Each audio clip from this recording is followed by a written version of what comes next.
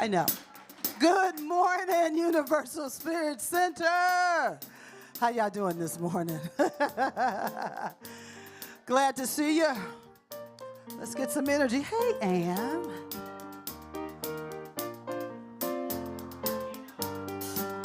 I know, everyone, I know my shoe was untied, I know. But I had to get up here. Thank you. Ba-ba-da-ba-da, bring a higher love. Ba-ba-da-ba-da, bring a higher love. Ba-ba-da-ba-da, bring a higher love. Think about it. There must be a higher love down in the heart or hidden in the stars above. Without it, life is wasted time. Look inside your heart and now look inside of mine. Things look so bad everywhere. In this whole world, what is there? We walk line and try to see, falling behind what could be. Ooh, bring me a higher love. Oh, bring me a higher love. Oh, bring me a higher love. Where's that higher love I keep thinking of? Worlds are turning and we're just hanging on, facing our fear or standing out there alone. A yearning, and it's real to me. There must be someone who's feeling for me. Things look so bad everywhere. In this whole world, what is fair? We walk around and try to see, falling behind what could be. Oh, bring me a higher love. Bring me a higher love. Bring me a higher love. Where's that higher love I keep thinking of? Oh, bring me a higher love. Bring me a higher love. Yeah, yeah. Bring a higher love. Where's that higher love I just keep thinking of? Ba-ba-da-ba-da, ba-ba-ba-ba-ba-da-da-ba-da, ba-ba-da-ba-da, ba-ba-ba-ba-ba-da, ba-ba-da-ba-da, ba-na-na-na-na-na. Where's that higher love? Bring me a higher love. Bring me a higher love. Bring me a higher, higher, higher, higher, higher love. Bring me a higher love. Woo, woo. Oh, good morning, Universal Spirit Center. Let's give some love for Sounds of Spirit. Linda on keys, Oliver on bass, and Matt on drums. And we have our new welcome announcement. December the 30th, we are having a vision board gathering to create the vision boards for the new year. We'll be across the street. Sign up on our sign-up list so we'll know all the supplies are included. This is the REP, our Racial Equality Project. It's a fundraiser for our trip to DC in April. So it's going to be a beautiful opportunity to come together and create something that you want to bring forth in the new year and just have some fun with the community. Reverend Kevin will take us through a 15 to 20-minute visioning to get our hearts and minds open, and then we will create. So I hope to see you there, and don't forget to sign up. So let's stand and sing our congregational song. We are part of something greater.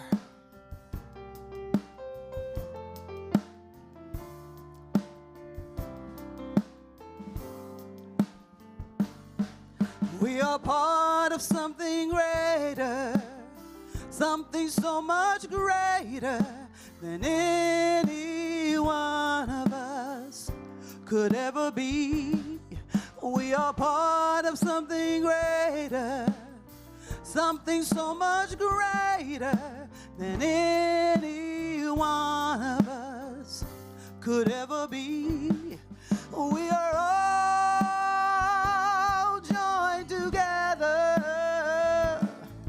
in our hearts, in our minds, and in our soul, 'cause we are part of something greater, something so much greater than any one of us could ever be.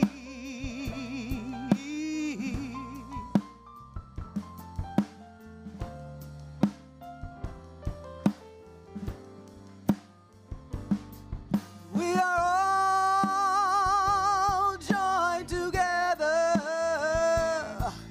in our hearts, in our minds, and our soul, 'cause we are part of something greater, something so much greater than any one of us could ever be.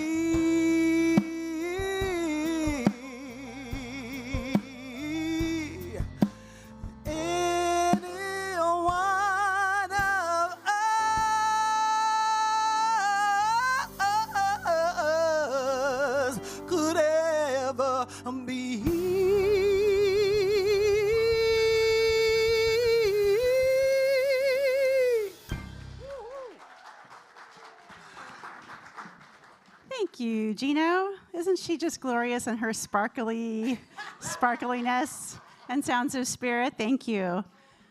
So, welcome. I'm Rev Sarah, and I'm here today, and Rev Kevin has a Sunday off, enjoying his time with his beloved Tim. So we get to be here. I'm so excited. So welcome if you're new for us. Welcome online, welcome in person. We are a thriving, inclusive spiritual community that's really intentional and dedicated to experiencing the expansion of divine love in ourselves and in each other and in the world around us. So what a great thing to do and to be about on a Sunday morning together in community. Yes?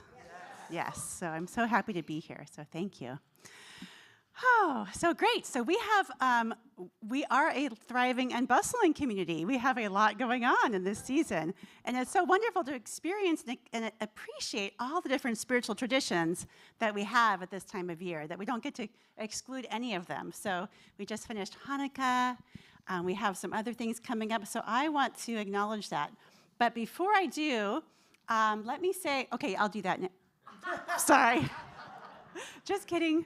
Let me first acknowledge some of the other bustling things that we have done. So we finished Hanukkah. We also finished a wonderful bake sale. So if you were part of the bake sale and supported our fundraiser, would you please stand up? If you helped bake cookies, or if you helped purchase cookies or support it. What's that? Or if you ate them. If you ate them, yes, thank you. Wonderful. Thank you for your support. Wonderful. Okay, and now let me just review some of our holiday lineups to let you know about. So coming up on Tuesday night, we have Lauren Grace with moving and singing holiday songs and self-care. That'll be over in the office across the street at 6:30. And then on Thursday, we have a really beautiful solstice experience. And that will be with Rev Kevin and Dana Mosser and Crystal Bowles. And it's just a beautiful experience. And Gino and Maria Teresa. Sorry, just kidding, not Dana. Can we just redo this whole thing over? Oh, I'm sorry. So Maria Teresa, who also does beautiful singing bowls with the Crystal Bowls as well and has beautiful energy. So thank you. And then when we come to Sunday, Sunday is Christmas Eve. So Christmas Eve morning, we will have our normal Sunday celebration. I will be leading that and doing our normal Sunday experience. And then in the evening, we'll have what we do for Christmas Eve, which is a beautiful experience of song and light and poetry. And Gino and the choir, right, will be here. All day? All day, actually. The choir will be here all day. Choir will be on fire, for sure.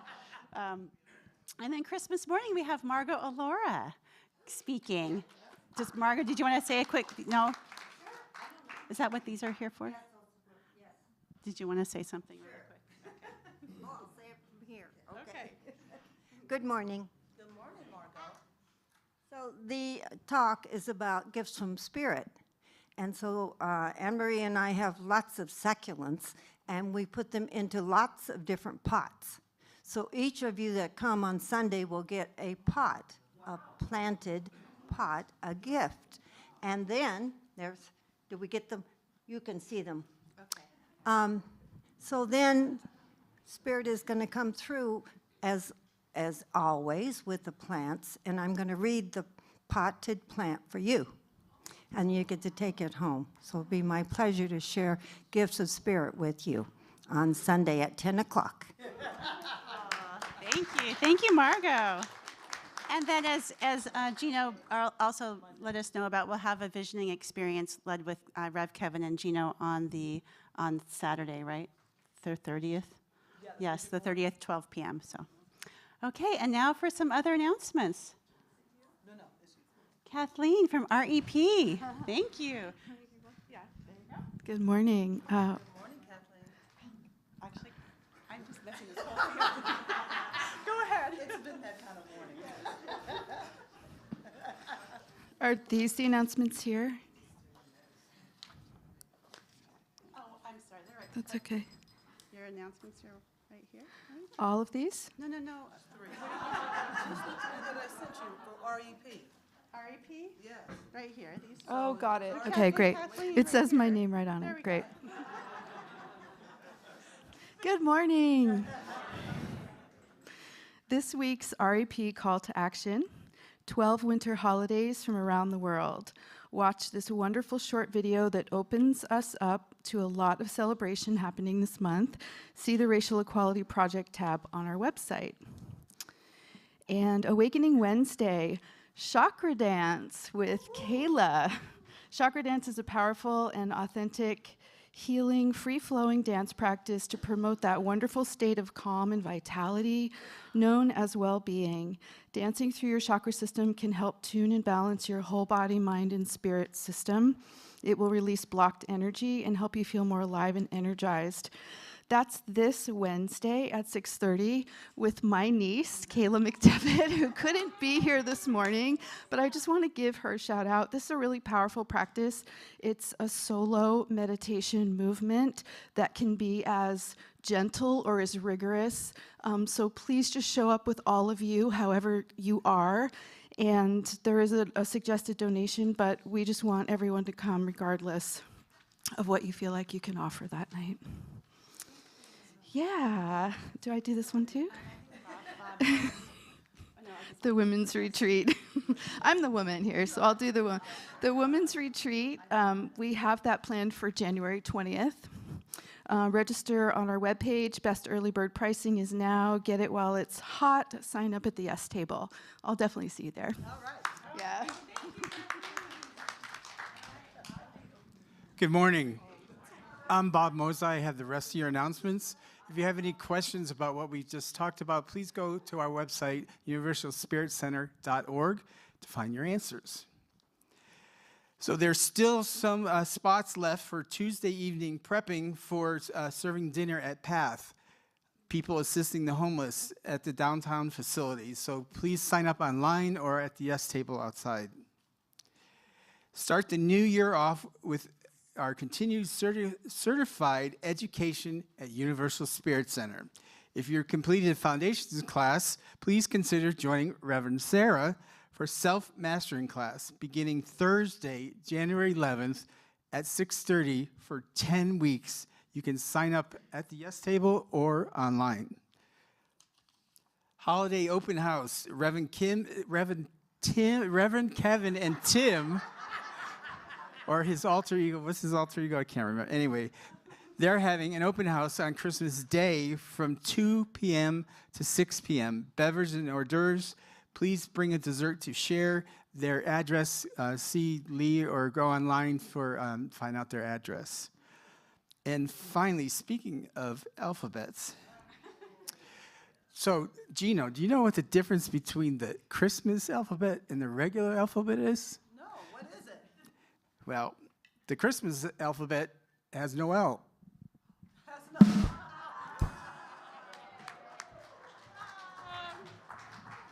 Okay, and now all is right in the world. We had our Bob joke for today. So and before we move on, I do want to acknowledge that our flowers today are dedicated for our dear Stephanie's goddaughter, Lindsay. So thank you for, so let's just all hold our, just take a moment and just hold some light and love for Stephanie's goddaughter, Lindsay, and making her, and having the flowers today that really honor her spirit and presence. So thank you. Thank you for that. Okay. So now we get to be even more lively and jolly. So we will stand up. We're going to welcome those who are online and give them a big wave.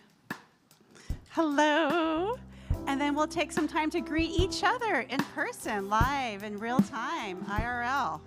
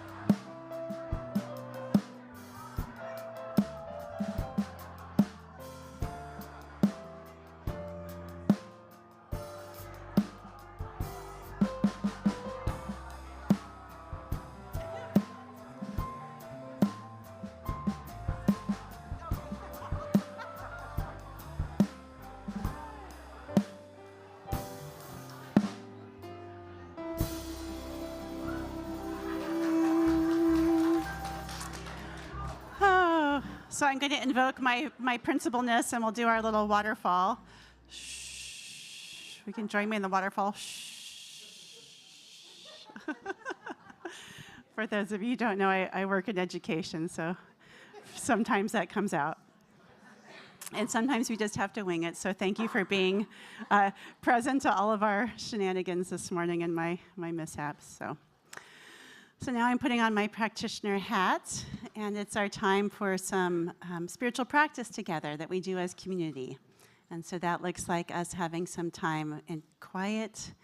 I have a reading, and we will go into some meditation and then some prayer afterwards. And if you are so moved and you'd like some prayer around this time, there are also prayer requests you can fill out here at the table after service.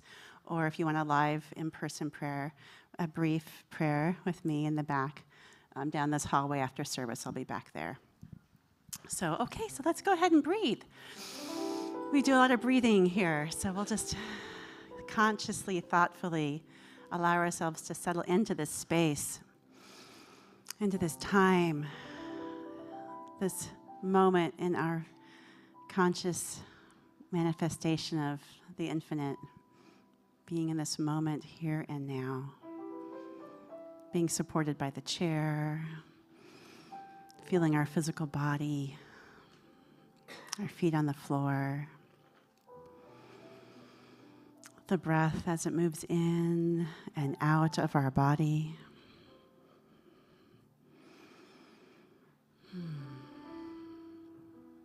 What a delicious moment of presence. Right here and now. Nothing to do, nowhere to be.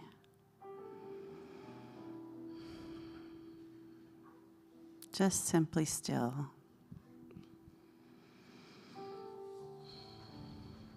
So today's reading is from Thomas Merton.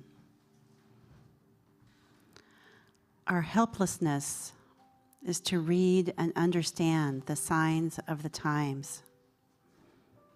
It's not comfortable to realize that we are now the ones who have eyes to see and do not see, ears to hear and do not hear.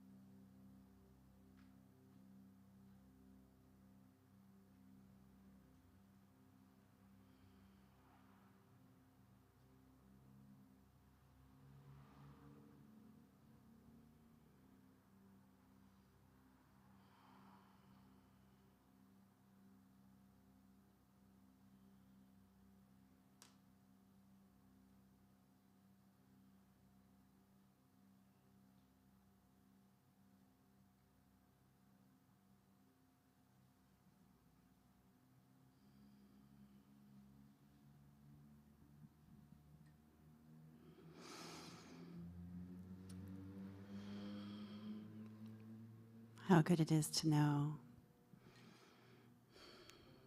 that there is an infinite loving intelligence. Call it God, Spirit, Source. There is a divine idea that's always unfolding, that is the truth behind all eyes that see and ears that hear. It's always present, never absent. And so how good it is to know and to behold that presence in this moment together in community. And so I know this infinite idea is having its way, it's unfolding and revealing itself with wisdom and intelligence and compassion through Rev. Dr. Guy as he speaks today. It's singing with joy and beauty and light through Gino and our Sounds of Spirit. It's serving with love and surrender and grace through all who put our experience together today, through Lee and Bob and all who did the sound and production and greeted us and served us. And it's expressing itself as each unique experience right here today. Everyone attending, everyone together in this community experience, in person, online, now, and in the future. All that light expressing in all the hues and shades and colors that it does. How good it is to be present to that. And so it is they call forth that experience of good, that experience of light, that experience of birth, and something rising anew in us. And so I gratefully release this time together, knowing that it is already done. I surrender it to its greatest manifestation, and I allow it to be. And so it is.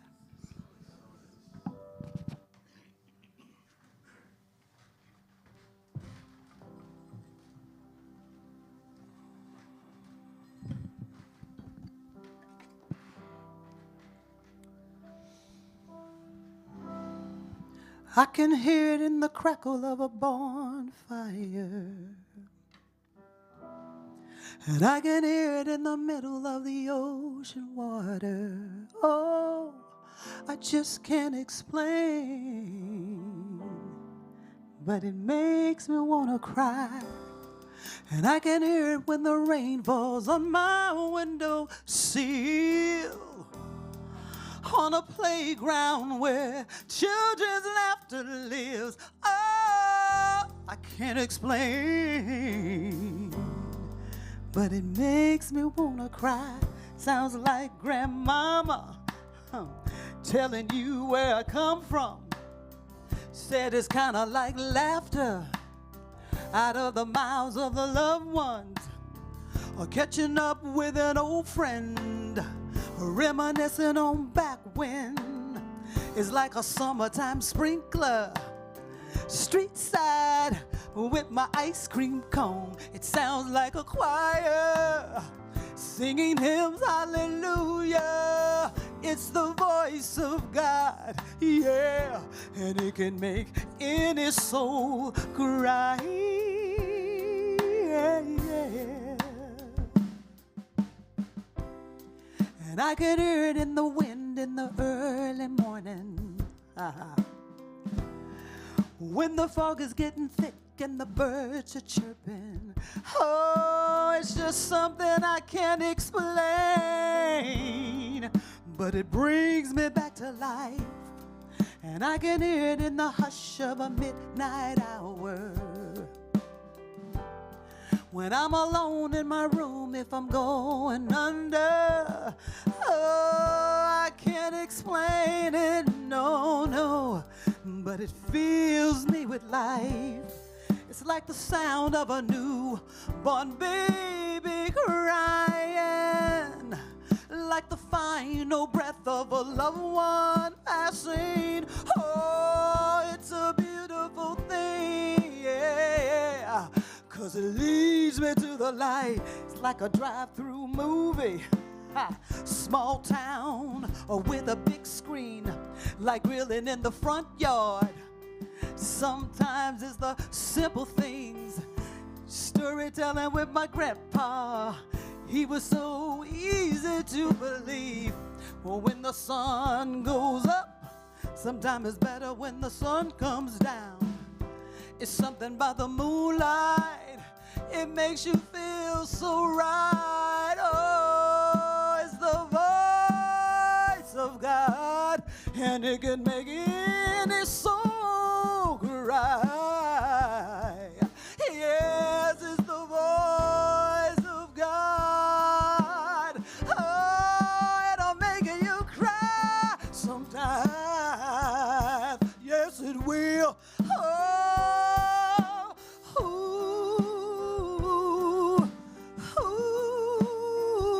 the voice of God is the voice of God. Ooh, the voice of God, the voice of God. Ooh, ooh.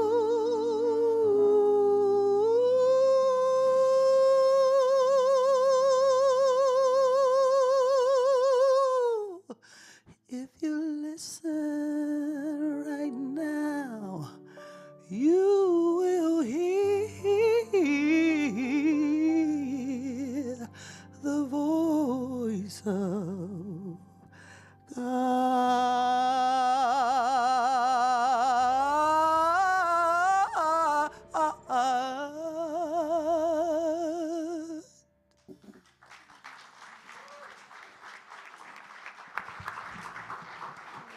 That was beautiful. Thank you, Gino. Oh, well, speaking of the voice of God, it's my joy and pleasure to introduce our speaker today, Rev. Dr. Guy Williams. He is maybe a forefather or a forebrother of our center. He and Rev. Grandfather. He and Rev. Kevin founded our community 22 plus years ago as Midtown Church. And so it's just wonderful that he's always been a part of us. He's also a teacher, and he's a senior minister at the Fallbrook Hilltop Center for Spiritual Living. And he is just an articulate, beautiful way that the voice of God shows up. I feel like he's kind of like ChatGPT before it was like online, it was in Guy. I feel like he knows like every reference and every sacred text and story from across the traditions and around the world. So it's my joy and pleasure to introduce him and get to hear him today. So welcome.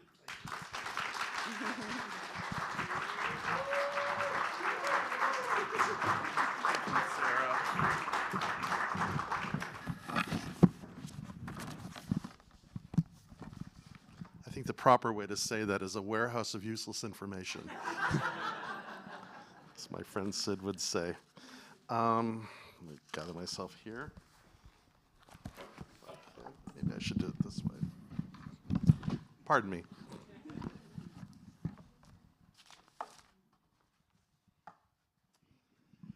And thank you, Gina, for that stirring song. It was just so appropriate. And thank you. Thank you, guys, wherever you may be.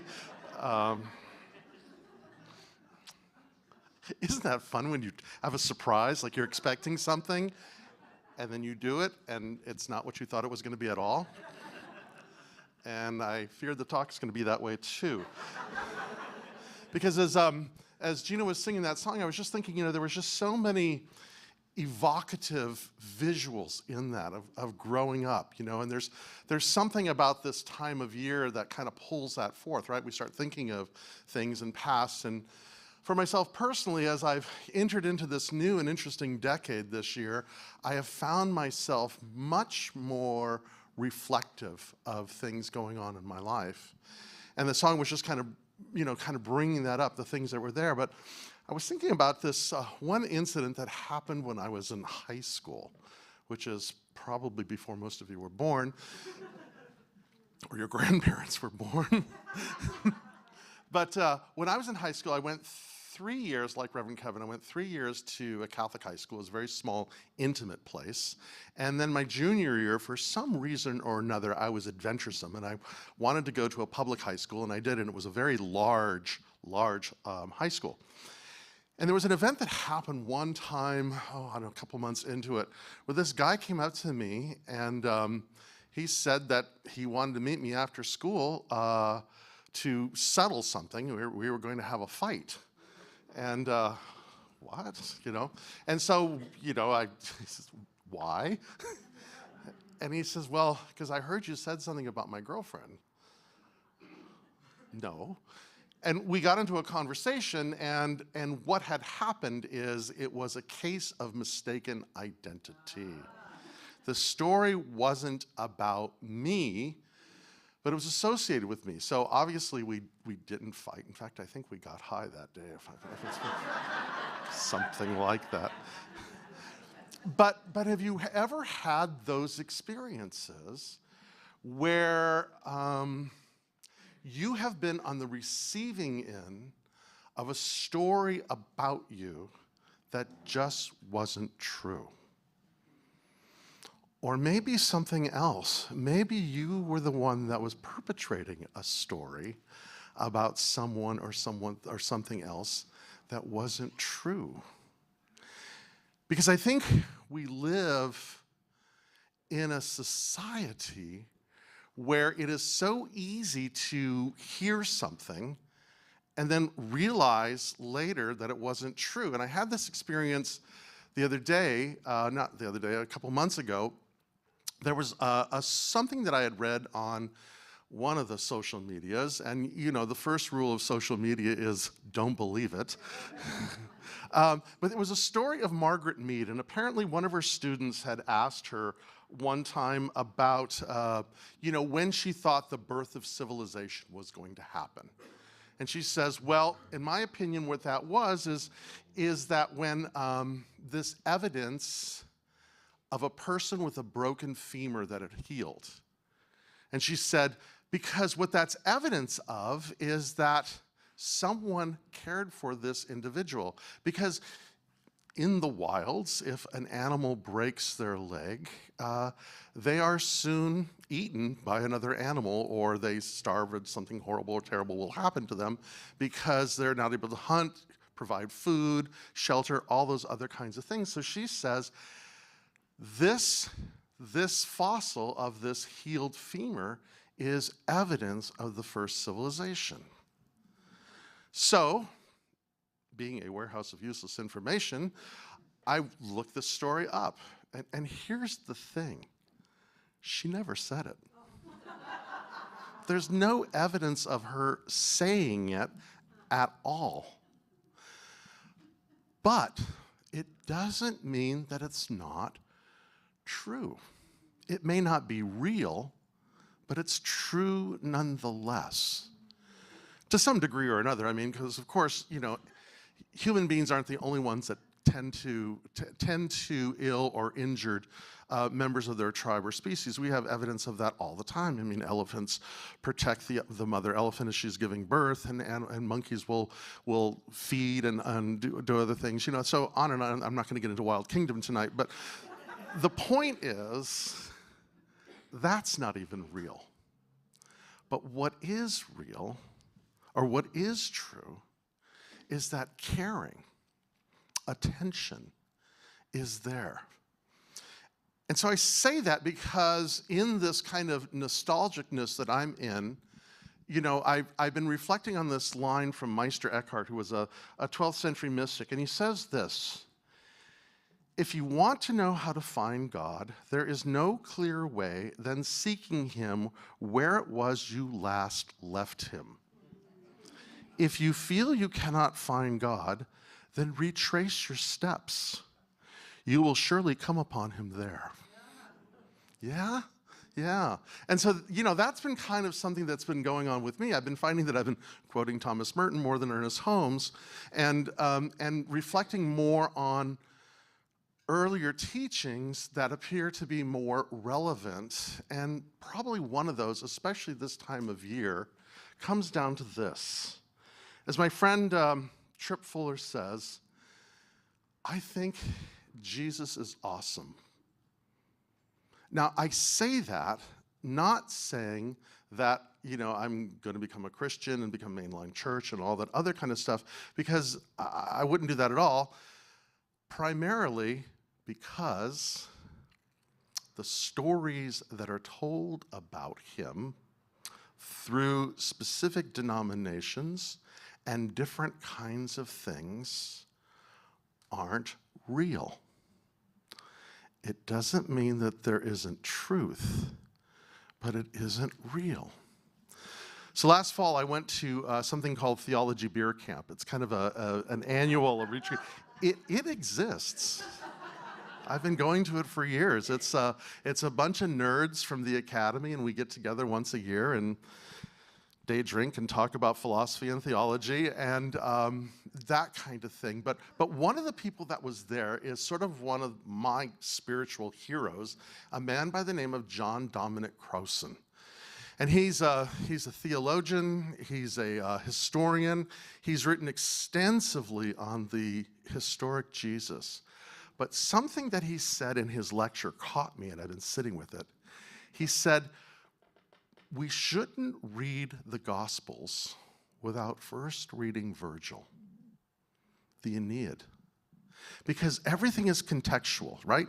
Everything is within context. And here's the thing about the Aeneid. If you're familiar with the Aeneid, and Virgil wrote it, it's sort of a continuation of the myths of Homer, of the Iliad and the Odyssey. And it's about Aeneas escaping the sack of Troy and eventually founding Rome and all that. But what he's writing in all this is the appellation that Augustus is the Son of God. And if you read, and we know a lot about the history of Augustus Caesar. We know the day he was born, we know the day he died. We know all the things that he decreed and all those things. It's all there. And it's interesting, the titles that he is given. The Savior of the world, because he ended a civil war. The Prince of Peace, the Lord of all. Sound familiar? Because the writers of the Gospels were using those images to tell the story about this first century Palestinian, this itinerant healer and teacher, homeless, non-violent revolutionary, of which we know nothing of his history. We don't know when he was born. We assume we know when he died. We do know that he was an historic character, but there's very little that we know about him. But we have these myths about him, and they're not real, but it doesn't mean they're not true, right? And so when I think about that, I think that,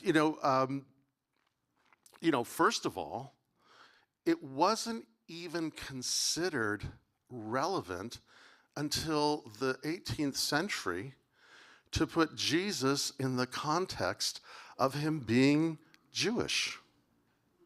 Think about that. All the early theologians, St. Augustus, Thomas Aquinas, Martin Luther, a raging anti-Semite, but Jesus' Jewishness is never mentioned at all. But what we know about this person is everything that he was about is reflected in his Jewish heritage, in the teachings of the prophets.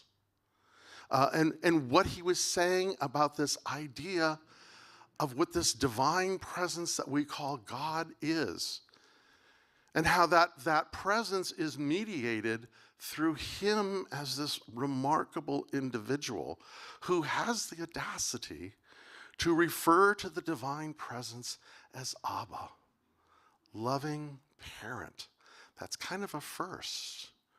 Or to say something like, not my will, but your will be done.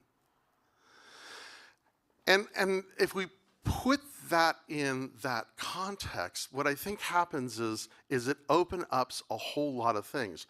You know, being not me, but Jesus being a first century Palestinian, in the world of Judaism, in the world of Israel during that time, there are things that are important to know. One is that it was occupied by the Roman Empire, a brutal empire, because the Pax Romana of Rome under Caesar was peace through strength. God forbid that should sound familiar now. Peace through strength means I have a big club, and if you get out of line, I'm going to beat you into submission. And the fact that you don't carry on, we call that peace. And yet, what we know that what Jesus taught, the fulfillment of the prophets, was about justice. Peace through justice, not through strength. The other thing that I think is kind of important to know is that in that world, the world that Jesus lived in, there were kind of like three things that, probably more than that, of course, but three things that really set the theme of what was going on. One was that what everyone knew and everyone adjusted to was the fact that they were a country living under occupation. And they responded to it differently. There were basically 5 groups of Jews in the first century. There were the Herodians, who were collaborators with the Roman army. There were the Sadducees, who basically said, this is the only world there is. We might as well just get what we can out of it and deal with the rest. There were the Essenes, who basically said, let's retreat from the world. There were the Zealots, who said, let's burn the MF down. And there were the Pharisees, who were engaged in the question, who were critics of the world that they were in, and yet were curious to delve into things. And when you read Jesus' interactions with the Pharisees, what you find is they're a lot like him, or he's a lot like them. The other thing that was really important to them was the idea of the temple. The temple was this place, this sanctuary that one went to and experienced the divine. And the third thing is they all lived with a form of apocalyptic hope, meaning that someday God would come and right the wrongs and set things straight. Now, as students of metaphysics, we can look at that a deeper way, which Jesus did, because we ask the question, where have we allowed our soul to be occupied? Where have we given away our personal authority for the sake of security? Where do we feel that we can't fully express because there's something, a power, a habit, an addiction, a person, a job, a whatever, you name it, that occupies our soul? The second thing is this temple. You know, something that Jesus talked about that he got from the Pharisees was the sanctuary, that sacred place between the meeting of the divine and the person, has nothing to do with a building. Jesus said it, tear it down, I'll build it up in 3 days. Or someone said he said that, we don't know. But what they're meaning is that the sanctuary is here. It's in us. It's our body. We are the temple. We are the temple. We don't have to go to the temple. We just have to breathe into the presence of the temple. And as far as apocalyptics go, am I doing that? I am doing that. I'll try not to do more of it, but I'm kind of into it right now. is this radical idea to live with hope. And I say that it's as radical today as it was in the time of Jesus. Because there's something about, so let me back up just a second. So this is my personal philosophy, not my personal philosophy, but one that I assume. We live in a very, very, very old universe that has a long, long way to go. And by virtue of the fact that it is evolving, that it is unfinished, it is imperfect. Perfection is an ideal that Plato talks about, but it may be true, but it isn't real. It wasn't real in the time of Jesus, and it isn't real today. People do bad things. We're always living under something or another, and there's one crisis after the next, after the next, after the next. To live in hope is a radical idea, and I don't mean the Pollyanna, it was meant to be. God, if people say it was meant to be, I just want to, if you ever want to trigger me, that's one of them. It was meant to be. By who? For what? That car accident was meant to be? Please, that illness? No. But we live in an unfinished universe that is imperfect by nature, but the fact is that it is evolving towards something, and this is something that Jesus talked about when he talked about this idea of the kingdom. And not so much even the kingdom, but the kinship, the commonwealth of the divine. That there is a presence and a force that is moving through history towards something. In the ancient world, there were two types of looking at time, chronos and kairos. And chronos is that time that goes, after this, I'm going there, and then I'm going to do this, and after that, this is going to happen. And I woke up this morning, and I did this, and on and on and on and on. But then there's kairos.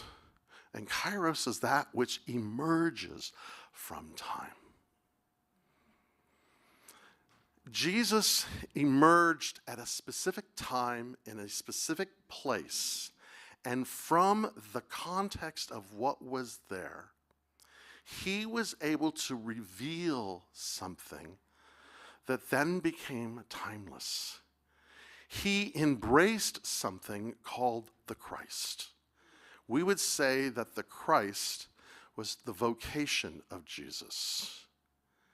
He was the Christ, but the Christ is bigger and more ancient than him. And what Paul says is he was the first Adam of a new race, meaning that he began to demonstrate a way of living that is available to you and I and each living being on the planet, moving towards this fulfillment of what it would mean to live in justice. So we tell these stories not because we're trying to bend the laws of physics and make the laws of physics conform to the myths. But we tell the stories because even in those, Pablo Picasso says that art is a lie that tells the truth. That beyond the myth is something powerful. So Tolkien says this. He says, why should a man be scorned if, finding himself in prison, he tries to get out and go home? Or if when he can't go, so he thinks and talks about other topics than jailers, prison walls. The world outside has not become less real because the prisoner cannot see it. And he says in this beautiful essay on fairy tales that we tell stories for three things. One is for recovery, escape, and consolation. I'm going to move a little bit here because now it's bogging me. So we tell stories for recovery. They heal us. When we hear the story, when we sing the song, it reminds us, it plugs us in. We move into this kairos time. We read stories for escape. And escape is not a bad thing, that Tolkien is saying, because sometimes the world is just so brutal that we need to step out of it. I always tell all my students, that you should always have a novel. You should always have good literature because it opens up the imagination into new and different ways. And then it's also consolation. It heals us. It gives us a sense of peace. And that's how I approach these teachings, these stories, these myths, these legends that are there for us for recovery, escape, and consolation. And then that gives us a different opportunity of what happens because we begin to see that this remarkable story of this incredible person is setting a template of what is possible for each and every one of us.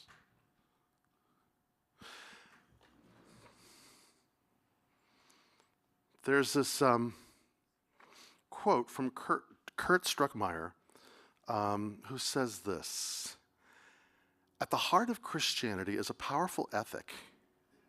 It is what the first followers of Jesus called the way, a way of living based on love and compassion, reconciliation and forgiveness, inclusion, acceptance, peace and nonviolence, generosity and justice. This ethic is what makes Christianity good. Without it, Christians can become rigid and intolerant, self-righteous and condemning, hate-filled and violent, selfish and unjust. In other words, without the ethic of Jesus, Christians can represent the worst humanity has to offer."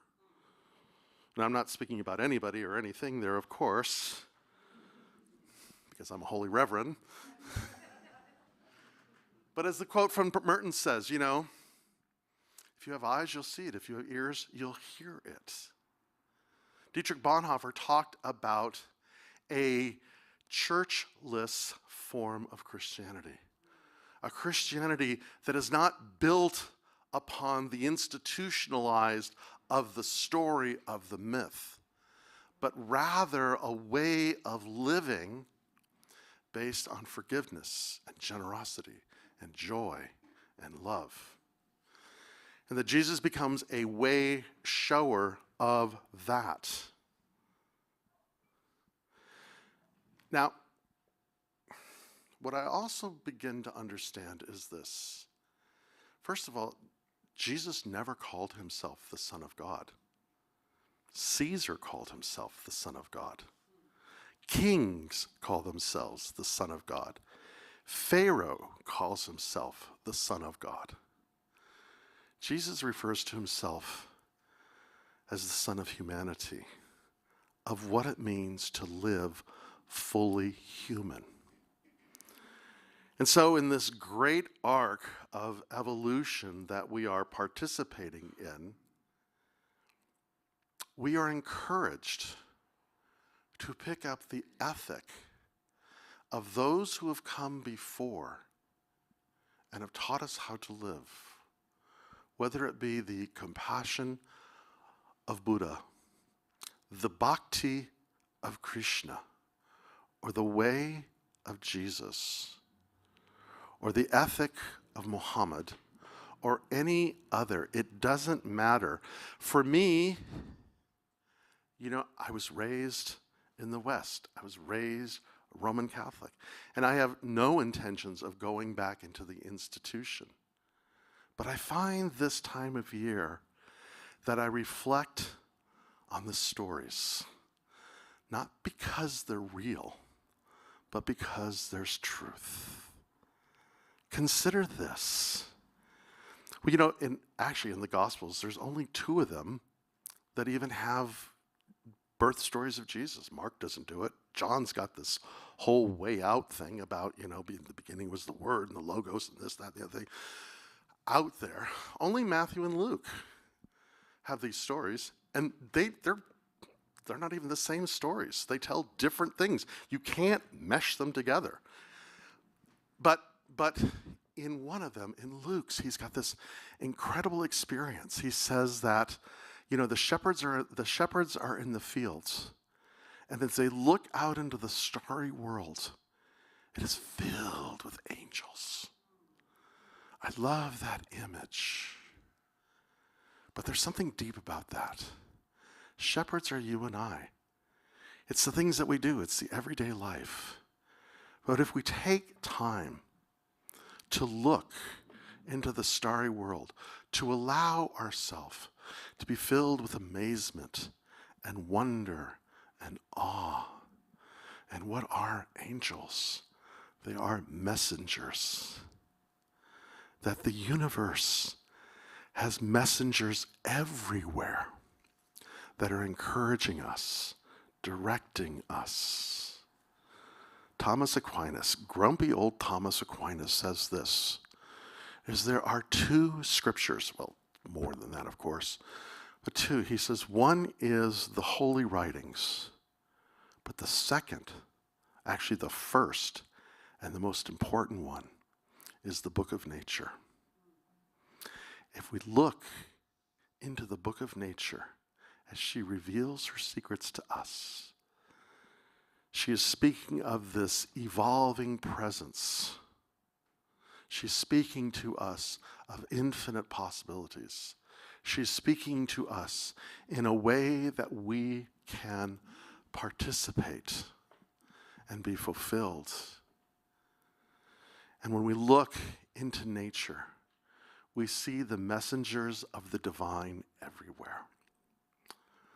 So this Christmas, this time of Logos, the Word, that vocation of the Christ, being a healer and teacher and bringer of justice, we are invited to take that mantle as a vocation. We're invited to be filled with wonder and awe. And we are invited to be filled with the hope of infinite possibilities. Thank you for your kind attention.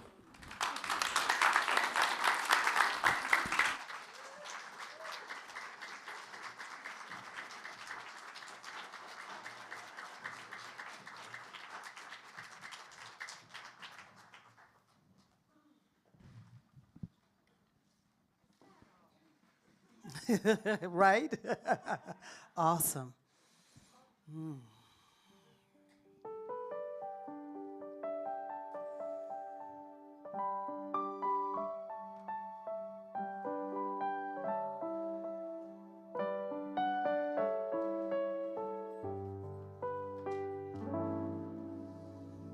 How can I say thanks for the things that God has done for me? Things always deserving, so I sing to share my love of thee. The voices of 1 million angels could not express my gratitude, 'cause all that I am and could ever want to be, I owe it all to thee. God be the glory. To God be the glory. To God be the glory for the things God has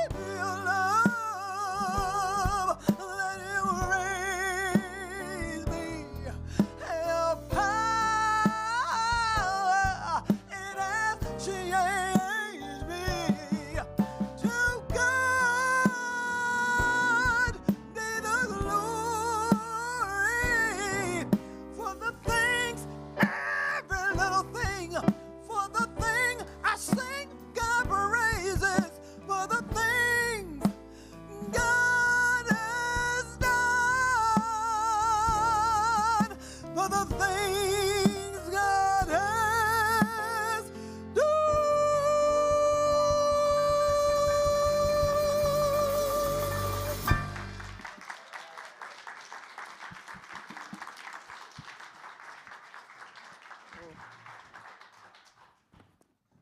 Good morning. My name is Anne, and I wandered in this center about a little over 12 years ago. And I am here because it continues to open me up to all the possibilities, really. And being an introvert, I'm not really excited about being up here, but but I will say that this center has supported me in so many divine ways, and looking out and seeing the people who have changed my life in miraculous ways. I just am so grateful. So today I ask you if you want to join me and continuing to support this center, to take your offering and hold it to your heart. And repeat after me. I give, excuse me, I give in gratitude. I receive in gratitude. Knowing that they expand and support my love volume.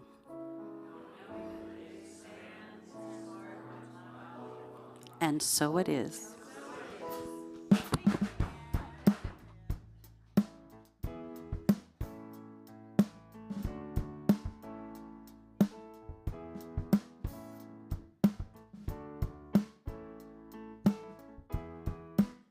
And you at home, there are QR codes. We appreciate all your love and support that you send to us electronically.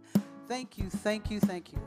I am so grateful, so grateful. I am grateful for all the love that I have. I am so grateful, so very grateful. I am grateful for all the love that I have. Every place I look and every face I see is a love reflected, shining back to me. I just give thanks for all these simple things, the joy and peace that gratitude brings. That's why I'm grateful, so very grateful. I am grateful for all the love that I have. I am so grateful, so very grateful. I am grateful for all the love that I have. Woo, woo. Thank you, Gino. And thank you, Rev. Dr. Guy. It was so beautiful. Let's give him another round of applause. Thank you for such wisdom and knowledge. So, all right, so I invite you to stand. And we'll close out with our congregational song. Let's just know that we are conscious, awake beings, ever awake to the hope and the expression of infinite possibility in and through and as us. Yes? Yes. All right.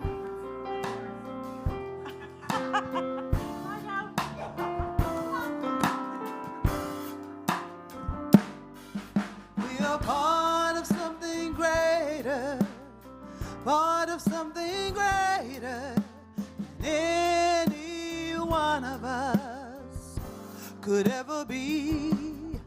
We are part of something greater, something so much greater than any one of us could ever be. We are all joined together in our my soul, 'cause we are part of something greater, something so much greater than anyone of us could ever be. Ooh. Well, have a beautiful, beautiful Sunday. Thank you for your love and light always showing up. And when people see that beautiful light of yours that shines and they go, hey, where did you get that from? What will you tell them? Oh, we are all joined together in our hearts, in our minds, and our soul, 'cause we are part of something greater, part of something greater than anyone of us could ever be. Yeah, yeah, yeah. Have a beautiful, blessed day. I love you.